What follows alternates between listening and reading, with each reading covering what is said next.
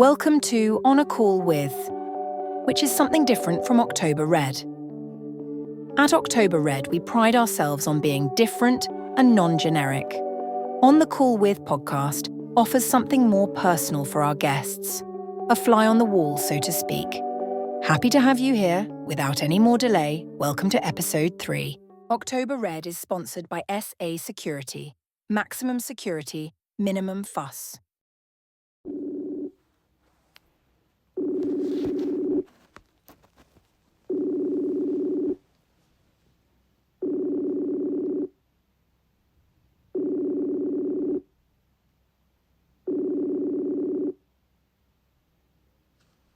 October.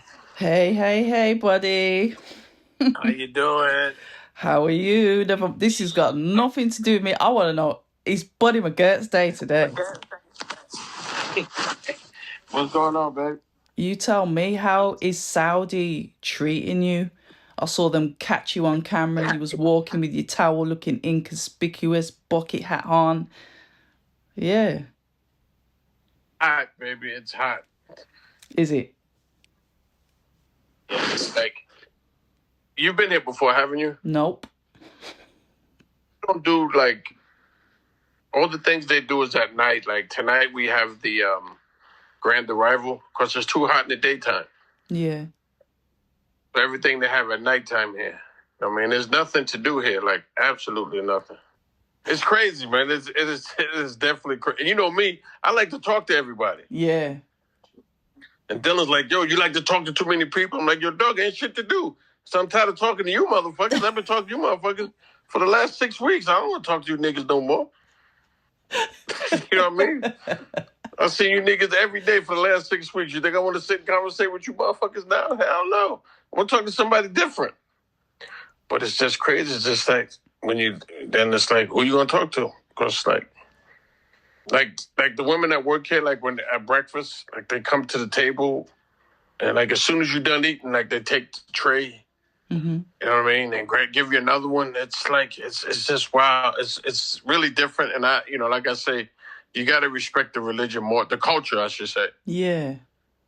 It's like, we know, motherfucker, you guys brought us, you sucking us up. Yep. You brought us in here. You didn't bring it. You brought us in to fucking get beat. Use his name. You didn't bring us in here for anything else. Not because you like us. No. We know that. So that's okay. We're okay with that. Been down this road before. Talk to me about this road, though, because it's like, as soon as the fight was announced, it was obvious that's what they were doing. They were trying to bring Dillian in as food because they've got the next one up, the up-and-coming fighter. And I thought, But Dillian's like, why shouldn't I take the fight? I'm a fighter. I know what it is. I've got enough experience to know what it is. But why should I not take the fight? When Dillian told you about the fight, buddy, what did you think? I said, when are we starting camp? Yeah. He said, okay. You know what I mean? Because I'm not going to come at him with a negative answer. You know what I mean? Yeah. I didn't want to answer him in a way like, why are you doing this to yourself? No. I'm like, when do we start camp? He said, all right, buddy. You know what I mean? And bam, we got to start it on a positive note. You can't go, in my opinion, you can't go to camp with a fighter and the fighters are thinking, why is he asking me, why am I taking this fight? How is his confidence going to be when you walk in the door to train him? It's like, you're doubting me, and you're asking me, why am I taking it? Then why the fuck are you here? For real. You know what I mean? You know what I mean? So, I just said, yo, when do we start camp? And he was like, what? I said, when do we start? He goes, well, in Portugal. I said, Del, I don't want to go to fucking Portugal. I really don't want to go to Portugal. And I told Magic, I do not want to go to Portugal. You know what I mean? And then Del called me himself like, yo, listen, my people don't want me in the UK. And I'm like, all right, I'll ride this horse with you. Let's go. So you went to Portugal? And here we are. Yeah. Oh, wow.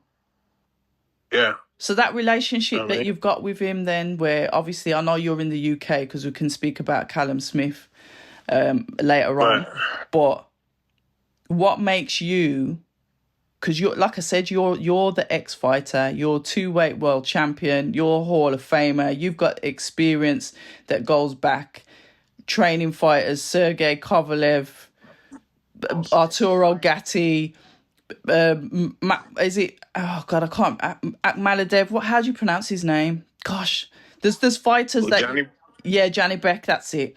You've got Yeah. all of these rosters of fighters. You know, I know you've worked with Dan Aziz as well. So what was it that made you pick your bag up and say, all right, you know what, Dillian, you're worth it. I believe in you. I'll come to Portugal and we'll train. Because I was that fighter at one time that people that, you know, when I got an opportunity, they doubted me. So it's like, okay, let's go, babe. Let's go to work. I mean, fuck the naysayers. I mean, so, and I believe in them. I'm just going to just keep it 100. I believe in him. Because I know for a fact, one thing he does have, the motherfucker can still punch. Okay. You know, he can still punch now. I mean, he might be, you know, I mean, people can say, oh, well, he's this, he's that. Yeah, but the motherfucker can still punch. I'm saying? And you know, this is my thing. This is my thing. I mean, what can this guy do to Dill that Dill hasn't seen before? What can he do in the ring that Dylan has fought everybody? Okay, the kid is young, he's fast, and he can punch. But what else can he do that Dill hasn't seen before? Nothing. Devil's advocate, buddy. What can he do? Now, yeah, go on, yeah. Now, let's reverse that question. Mm-hmm. What can Dill do that this kid hasn't seen before in the ring? A lot of shit. Mm-hmm. I mean, the key is we just got to get it off one way or another by hook or crook. Mm-hmm. You know what I mean? We're not going to go out there and try to make it a boxing match. You know, we know we can't do that. You know what I mean? But what we can do is we could go out there and hit this motherfucker everywhere between his kneecaps and his neck. I mean, I'm just keeping it 100. We're going to hit that motherfucker anywhere on any parts of his body that we can hit, we're going to hit. We're not going to aim for no one specific place because he's fast. He can move his head, but he can't move his arms. He can't move his hips. Can't move his thighs. Yes, we will hit him on the thighs. I'm just going to be 100. We fuck his thighs up where he can't walk. We got to make it a dog fight. Realistically, I mean, when you think about it, we got to make it a dog fight. You know what I mean? You know, we got to have a tight defense now. We can't go in there recklessly. We got to have a tight defense, and we got to make it a dog fight. No other way. You know what I mean? And people like, oh, buddy, what do you think? I'm like, listen, we got to, you know, that's all his last couple of fights. I said, listen, man, listen. This fight here, I've never seen it. He worked harder for this fight than he did for the Joshua fight that got canceled. Wow.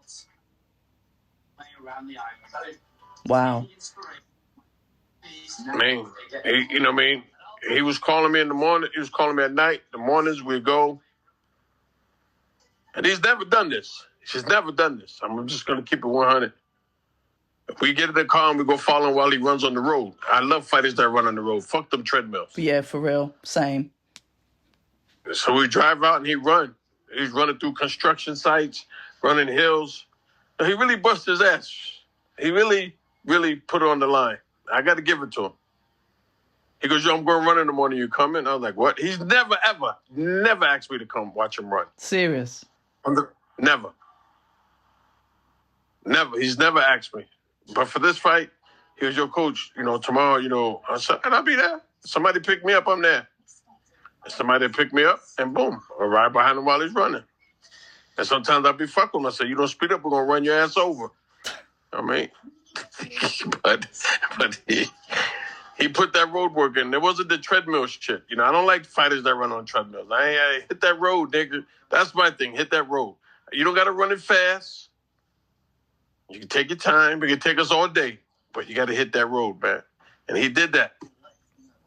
People like, oh, but his weight is down. The nigga worked. I got to give it to him. Like, there was days I'm like, all right, listen, no running tomorrow. Chill. No training tomorrow. Like, I gave a day off one day. He lost his mind. Serious? Yeah. Oh, coach, I got to do something, man. I said, the shadow box in the mirror at home. But you're not training today. You know? So, you know, he really put his all into this. I mean, he really did. So, you know, when the guy's willing to give it his all, I can't just say, "Yo, F you." No, we're gonna ride this motherfucker together. You know what I mean? I'm gonna be there with you through thick and thin. It's thick now. I can't thin out on you. I gotta stay in the car with you. I can't get out the car now. I started the ride with you. I gotta stay in the car with you. He's my man, so you know I got his back. And that is what that's what he needed. That's what he needed. You said I got his back. So you said, buddy, that you know what it's like to go into a fight that has been, you know, you've been written off as, you know, you're going to lose. What was one of the fights that stands out to you where you overcame that? What fight was it? Talk to me. When I got the fight with Simon Brown, right? I was coming back from a surgery. I had I tore my bicep tendon a year before. Mm-hmm. And they said that I'll never fight again.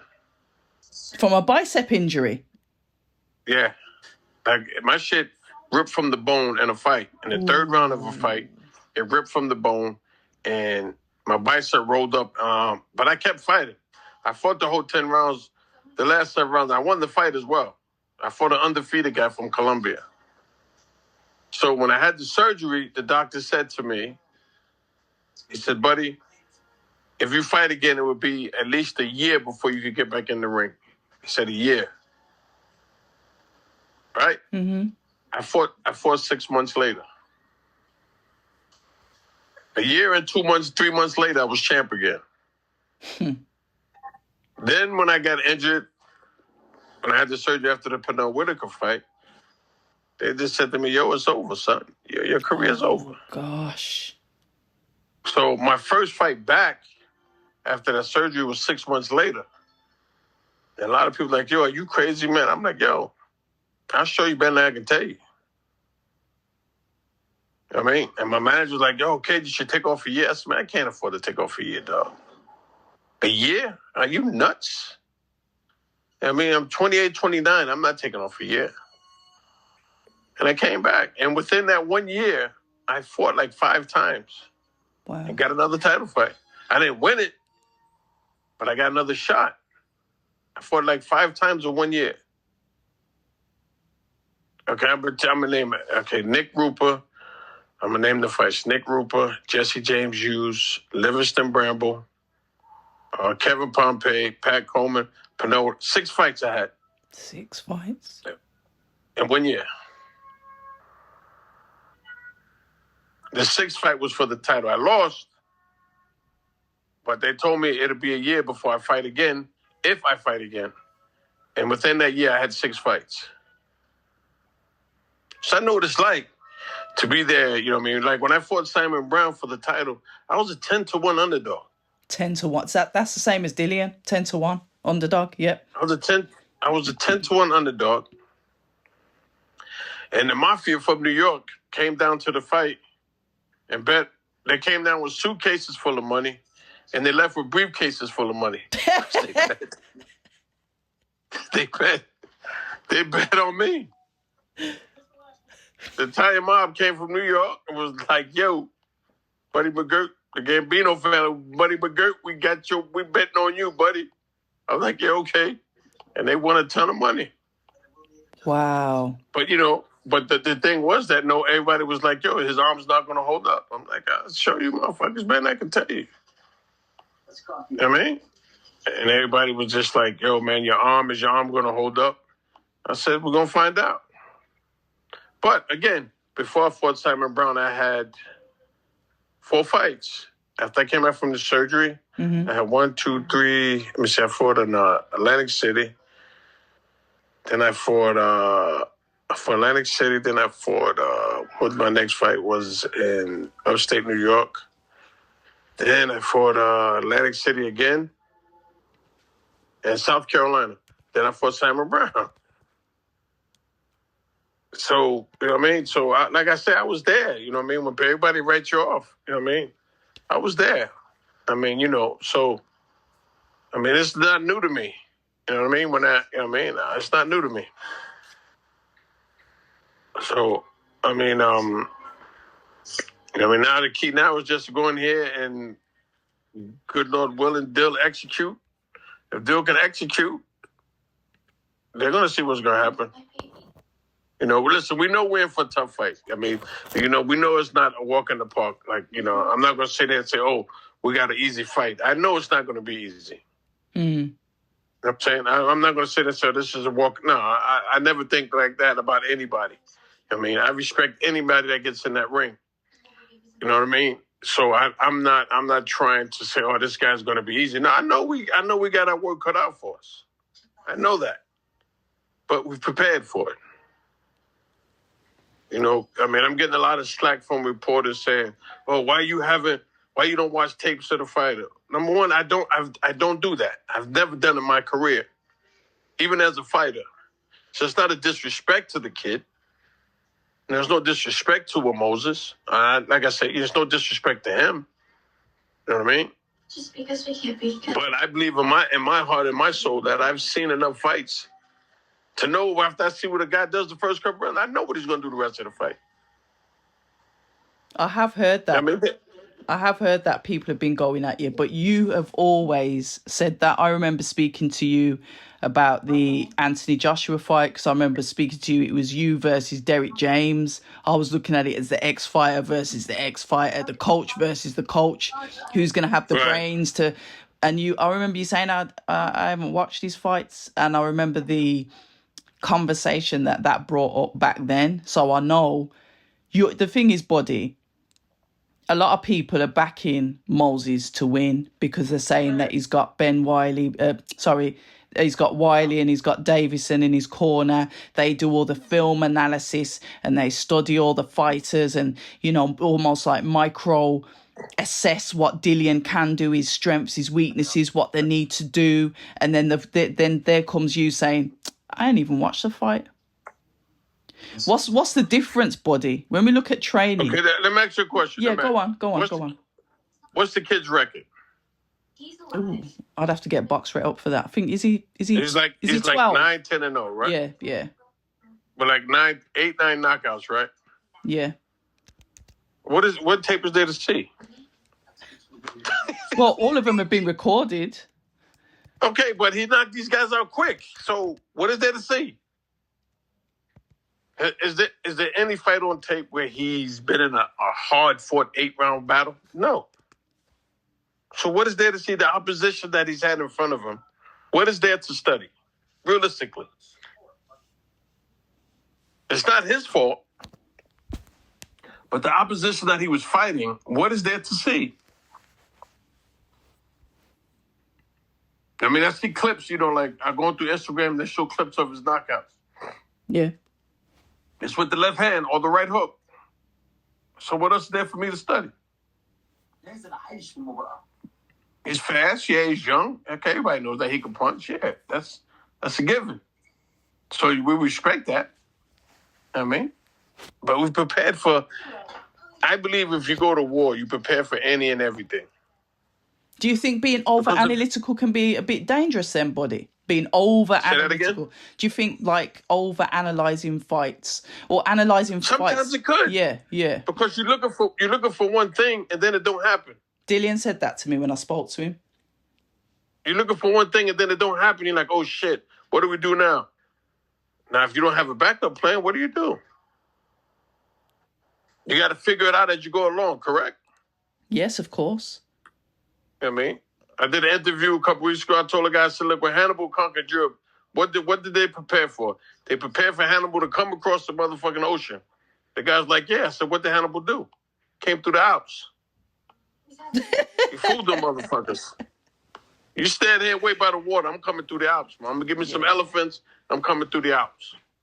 Yeah. So, but now if you prepare for any and everything, then you at least you can make adjustments as the fight go on. You know what, buddy? I love that because that's some Robert Greene shit right there. I've read his books and he's like given this kind of thing where you can overanalyze things too much, so you're looking for a particular thing while the person's walking behind you and you didn't see them because you're so focused on what you believe they were going to do based on what they've always done. Yeah. You know? And then if it don't happen, then what? Then what are you going to do? You go back to the corner and say, hey, coach, he didn't do that. What are we going to do now? Well, have we seen that in fights? Did we see that in the Anthony Joshua fight versus Daniel Dubois?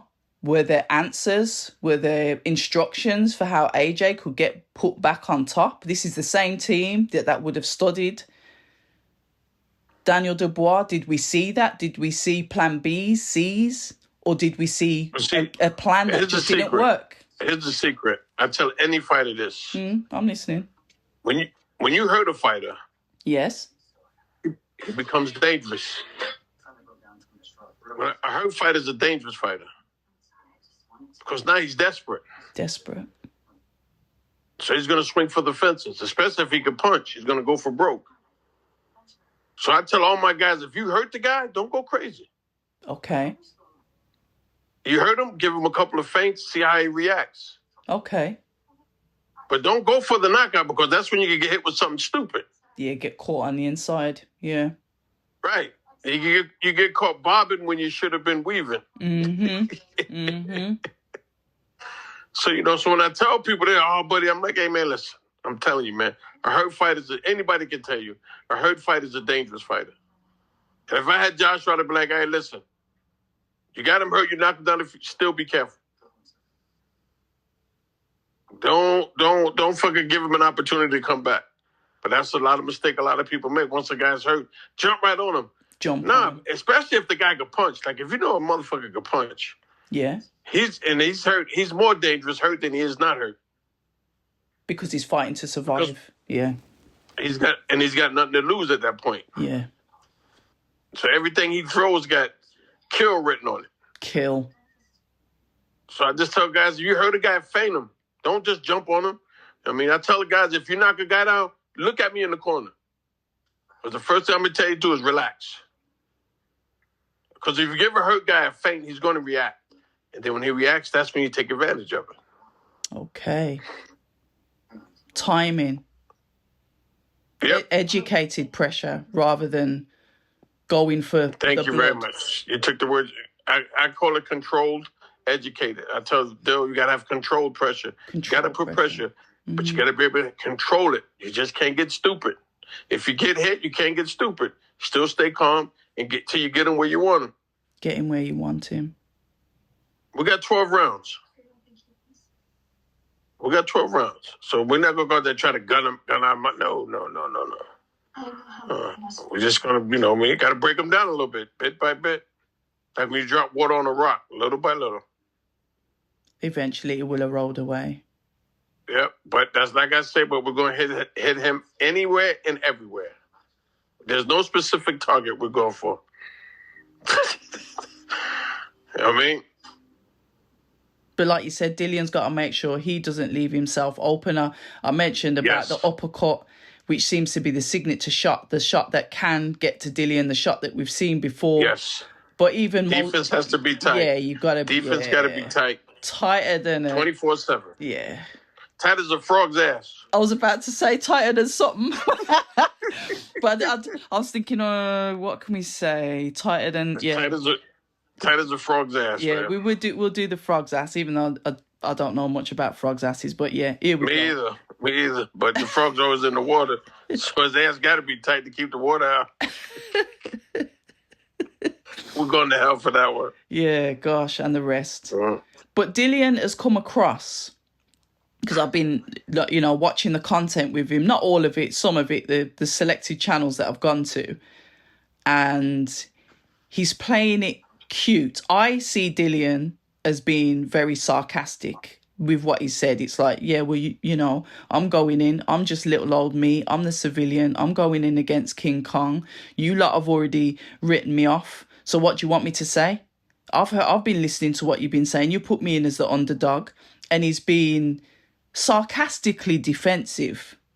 Now, people are used to seeing Dillian being this aggressive, you know, he's got this aura about him that does leave people nervous around him. We've seen that. I've seen that with Dillian historically. I know he's the type of person that walk into a room and everyone just looks down at the floor. He's got that about him. But this approach with him, it's not the same as Fury, because if it was the same approach that he had to Fury, I'd be extremely worried because he was behaving like they were best mates, which he shouldn't have done. But this approach is different again, Buddy. Now, people might see that as a weakness because he's not coming as this aggressor. But what do you think? I know what I think is this. You got a man right now that has done a lot in the game, right? Mm-hmm. And he's fighting a young up-and-coming buck. And every time you pick up the newspaper or you go and read about it, there's nothing positive being said about you. Yeah. So you can do one of two things. You can worry about it and kill yourself to get ready, or just focus on what you got to do and stay calm and save that energy for fight night. And that's the attitude we've had in the gym. I mean, we kept a calm attitude. Mm-hmm. We focus on what we got to do. We don't focus on, you know, all the other bullshit that the media, we ain't got time for that. You know what I mean? We focus on, we do what we got to do to get ready. And then we get in there and we execute. You know what I mean? We're not going to waste unnecessary energy getting mad, talking shit and all that. Nah, we ain't got time for that. That's energy that we can save and use, you know what I mean, fight night. You know what I mean? That's the attitude we had in the gym, the whole training camp. No one talked about this kid in training camp. We went to our regular workouts every day. Queensberry came to record Dill. Dill let them record him shadowboxing. And he says, I'm getting ready to spar. Can you leave and come back in 30 minutes? And then you can film me hitting the back. And it was like, is that okay, buddy? I said, if he says okay, it's okay. Come back in 30 minutes. And you can watch him hit the back. And that's what he did. He got a sparring in. He said, all right, you let them in now. And he let them in, and they filmed him hitting the back. You know what I mean? And he told us straight up, I know you guys are not on my side, but that's okay. I like that. I like that. Straight up. You know what I mean? Yeah. You know what I mean? You know how he is. You know what I mean? Then he looks at me, you know me. I start laughing, you know what I mean? Because shit to me is funny. You know what I mean? Because, you know, we're doing what we have to do. We're not going to sit around and worry about this, worry about that. Now, he's been doing it too long. I've been doing it too long. You know what I mean? So the key now is just to keep a positive attitude, focus on the task at hand, and go in there on Saturday night and do what we got to do. When you say that he's in better shape than he was with Joshua, I would suggest that he is taking it seriously, though, because I saw his pictures and I thought he looks lean.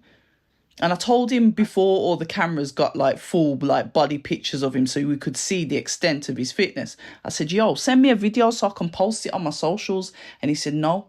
He goes, I ain't sending you nothing. I don't want no one to see what I'm doing. They can see it. No, we could not post anything. Yeah. The whole training camp. Yeah. Because I was filming him running one day. And Matt is like, please don't post that, buddy. Wow. I said, I had no problem. Okay, fair enough. I mean, and then once, you know, Queensberry saw him hitting the bag, then they posted that video, then, you know what I mean? But we don't, no previous videos of him sparring, we don't post now. Now he don't mind pictures now. But in the beginning, he's like, please. He's like, buddy, I said, look, if you don't want me to record anything and post it, I won't. I said, I can save my fucking film for something else, nigga. or show it after. Do you know what I mean? Yeah, exactly. So, you know, so I understood where he was coming from. You know what I mean? And, you know, it was not a problem. It was not a problem in camp. Everybody understood. And one day a fighter took a picture and posted it. I called him, I said, you gotta erase that. He goes, why? I said, you gotta delete it. He's like, why, coach? I said, Dill, I don't want nothing of him right now. He goes, there's only a picture. Says he doesn't want anything. When he gives you the okay, then do it. But right now, he don't want anything. The guy said, the fighter said, no problem. He deleted it. Then one fighter came to camp. He was like, yo, buddy, what's up? He goes, fucking Dill looks great, man. What the fuck is going on? I said, oh, that nigga hitting that road, man. Yeah. He's like, fuck them treadmills. He's out hitting the road, man. Yep. He's putting that work in the old school style. I mean, he knows what's at stake here. You know what I mean? He loses bad, it's a wrap. Is that how you see it? Yeah.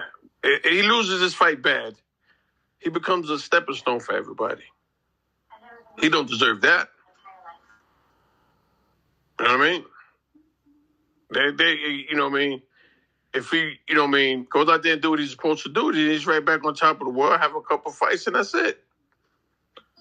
But if he goes in and he loses bad, come on, you know as well as I do. October, the motherfucker's going to write him off, definitely write him off, and definitely not get a shot. Again, if he does get a shot again, the sad part is it'll be against another young, up-and-coming guy. And Dill doesn't deserve that, man. Yeah, food. No fighter deserves that. You know what I mean? It's sad to see it happen, though. It's sad to see. Yeah. It's sad to see it happen. Like, I know, obviously, Dillian's not fought Moses yet, but I can go back to, like I said, once again, I can speak about the way Dubois just dismantled Anthony Joshua, absolutely dismantled him from the first round. I was there, buddy. I watched it live, and it's like, look how the mighty have fallen. And it's sad to see because you were there when you saw him rise up.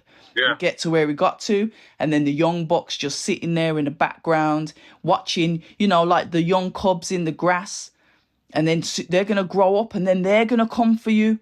So it's like when is the right time to say, you know what, it's time to walk away, because it is sad to watch, buddy.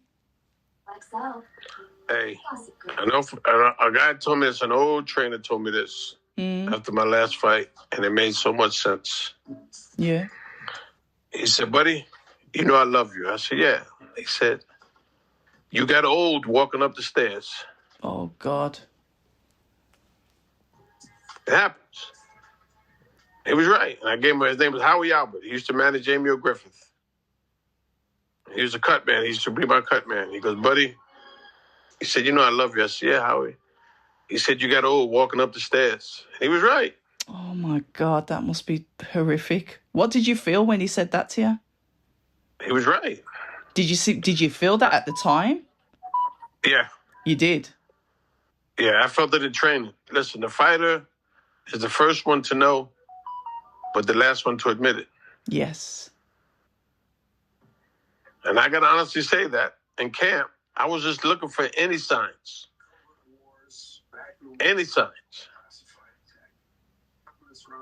And now they say, yo, Dill, we need to talk. I know. I'm always honest. Yeah. I'm always honest with the fighters because I'm always straightforward. Some got mad, oh, buddy, fuck you, you fight. I'm fine. But guess what? I was honest with you. Yeah. I mean, I'm going to be honest with you. I'm not going to bullshit you, man. I mean, I've been on, both sides in this sport. And it's not a great feeling. I mean, when the glory's gone when the glory's gone, everyone's gone. And then when the money's gone, everybody's gone. Not everyone, everybody. Everybody. Yeah. You know what I mean? Don't no motherfuckers want to talk to you. You know what I mean? Unless they can get something out of you. So, when you get a fight inside a fight like this in this situation, I can understand. You know what I mean? So if he comes at me with and says, hey, buddy, let's do this today. No problem. If that's what you want to do, he's like, yes, no problem. Let's do. Let's go. He's like, all right. Like yesterday when we went to the gym, I said, what you want to do? He goes, what? I said, what do you want to do? He goes, first he wanted to play me in checkers, and I beat his ass. and then I said, whatever you want to do in the workout today, we do. You just tell me what you want to do, and we do. No matter how much or how little. We do. And he said, this is what I want to do. Boom, we did it. You know what I mean? He's in a great frame of mind. You know what I mean? But, we all know that, listen, we're not stupid here. We know that, that they're saying, all right, we're going to give Dill this money and pay him, and then that's it. But he's got a different mindset. His mindset is, I'm going to whoop this motherfucker's ass. Good. You know? That's his mindset. I mean, he looked at me. He go, hey, man, what do you think? I said, yo, we're going to do what we got to do. We're going to surprise the fuck. We're going to shock the world, man. But we just got to execute. You execute. I said, you know, the main thing is don't look for one particular spot to hit him. Yeah. I said, hit him everywhere. Like when he was spawned, he was hitting guys on the hips, thighs, shoulders, arms, biceps. I said, hit these motherfuckers anywhere. You hit these motherfuckers with these 10-ounce gloves, I'm telling you. I mean, and I'm telling you, you break them. We got to break them down. We can't go out there. You know what I mean? You got to break them down a little bit. You know what I mean? Sometimes you got to break them down before you beat them up. Break them down before you beat them up. I love that. Nah, this is school for me, buddy. That's why I like speaking to you, because I'm learning, I'm listening, I'm learning. Who would I be to stand in the way of you that has achieved so much in the sport, and you still continue to pass your knowledge down to fighters that you train? You know, I laugh, I chuckle to myself when I see your social media, and it's like, it's time for the percolator, because I know what you're doing. I know that means it's fight time. It's time to go. The percolator. There's little things. Yes. I remember the first time we spoke. Do you know a guy? A guy says to me? He sent me. He goes, you know what a percolator is? It's something on a coffee pot. I'm saying to myself, this stupid motherfucker. Like, you really don't get it, dog. Yeah.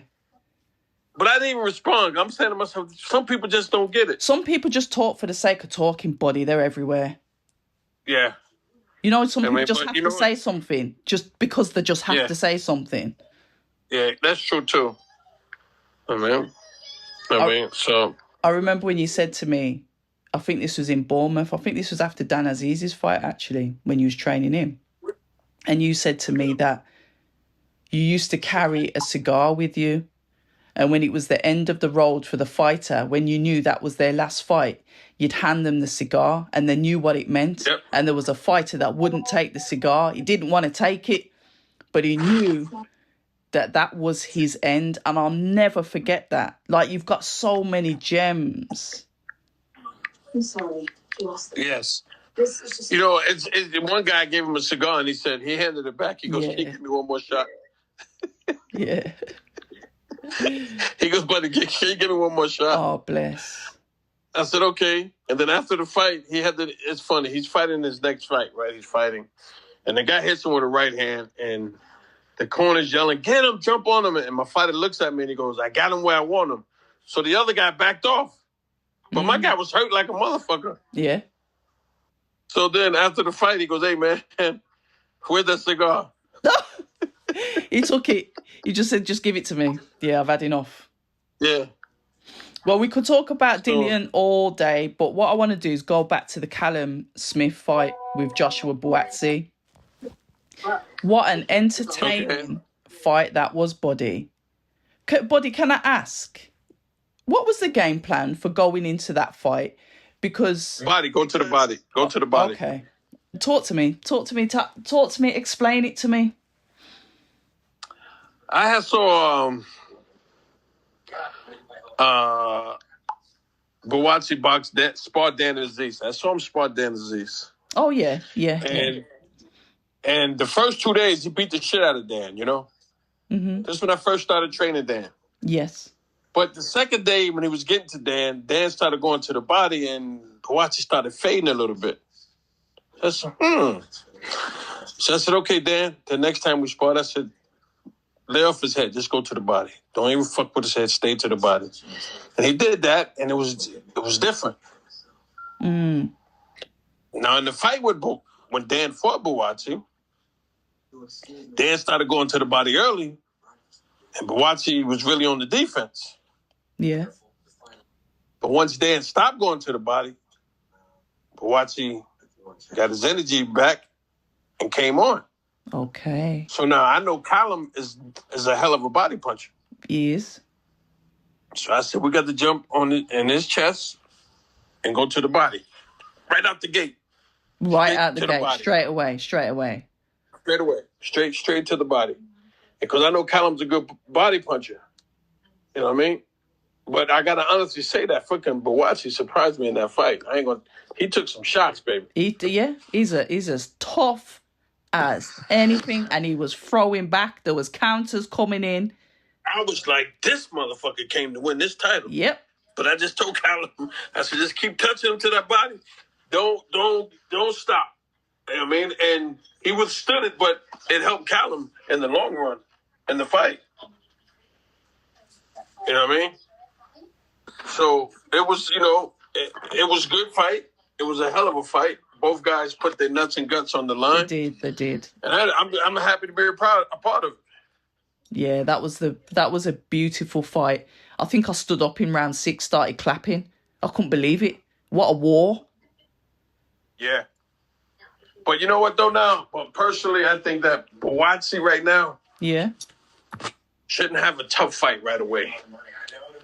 Well, he's not. Well, he's going up against Zach Parker. I don't think that'll be necessarily a tough fight for him. Okay, I don't know who the guy is, but take a fight just to get the cobwebs off and then go for the big one. But, that was a tough fight. That was that kid can fight. I like Bawachi. He can fight. Yeah. Yeah, I've got a lot of time for Josh, man. Yeah, he's going to be a champ, without a doubt. Yeah, he's a beautiful young man. True gent. Yeah, he is a great guy, man. He is. I mean, he gave me a big hug after the fight. You know what I mean? He's a good guy, man. I've always liked him from the first day I met him. Yeah. I don't know about him with Virgil Hunter, though. Huh? I don't know about him with Virgil Hunter, but I guess that's another conversation. Yeah. I don't know if they suit. I don't know. I'm still sitting out on that one. I don't know. But I've heard that Callum Smith's potentially going in against David Morrell. That's another good fight. That's what the WBO ordered. So how long you got to wait for that? Is that purse bid, you say? Yeah. So once I find out what's happening, I'll let you know. And if you find out before me, please let me know. Yeah. Well, if you do, you'll be training him. I'll have to come and see you in Liverpool then. Yeah. I'll drive up there. It's not too far. Come down anytime, man. You're welcome down anytime. If you don't want to drive back, I get you a hotel. You stay there overnight. Oh, go to dinner. You're too kind. Oh, dinner, food. You're my girl, man. I love you, October. You're my girl, man. I got a lot of love and respect for you. Listen, it works both ways, and I always respect those that are just doing 10 million times better than what I could ever do. You're like an encyclopedia, buddy, because of your experience. And there's things that you've said to me that I'll always remember. And I know if you thought Dillian was washed, this word that we use a lot, washed, you would have told him not to take that fight. I know you. I know you don't love. I know you don't love money that much. Because let's face it, everyone's getting paid. But I know you'd rather save his ass. If you thought he's going to go in there and get absolutely smoked, and there's no chance for him, you would have told him not to take the fight. I wouldn't have spent fucking 5 weeks in Portugal. I can tell you that much. Yeah, yeah, away from the family. I mean, but we're gonna be all right. By the grace of God, we're gonna be all right, baby. Yeah. Listen, Moses is he's a fantastic guy as well, a true gent. And like I said, with me, it's because I know Dillian and I've spoke to him so many times and I see him as a friend. I've sat this one out. I haven't really had an opinion on it. Dillian's my friend, but I've just sat on the sidelines and, watched and have to say, may the best man win. It's a tough one. I think I'm going to watch the fight with a balaclava on and sunglasses. Do you know what I mean? You're too much, baby. I might do. But listen, buddy, I know you've got to go training now. I know you got to go. So I'm going to... Call me anytime, baby. I said to Dillian, I'm going to phone him after the fight. I don't care what the result is. I'm going to phone him after the fight just to speak to him. And he said, well, if I'm by my phone, I'll answer my phone. So if he doesn't answer, guess what, buddy? I'll be phoning you. I'll answer your call anytime, baby. Yeah. All right, then. Listen... take it easy. All the best for Saturday night. Thank you so much for your time. And we'll speak soon, buddy. Just stay blessed, Okay, yeah? babe. Bye-bye. See you later. Bye. All right, take care, babe. Bye-bye. Bye. October Red is sponsored by SA Security. Maximum security, minimum fuss. Thanks for listening to episode 3 of On a Call With, featuring former two-weight world champion, Hall of Famer, and current trainer of Dillian Whyte, Buddy Mcgirt. Please like, share, and subscribe to October Red on YouTube, and stay tuned for more episodes coming soon.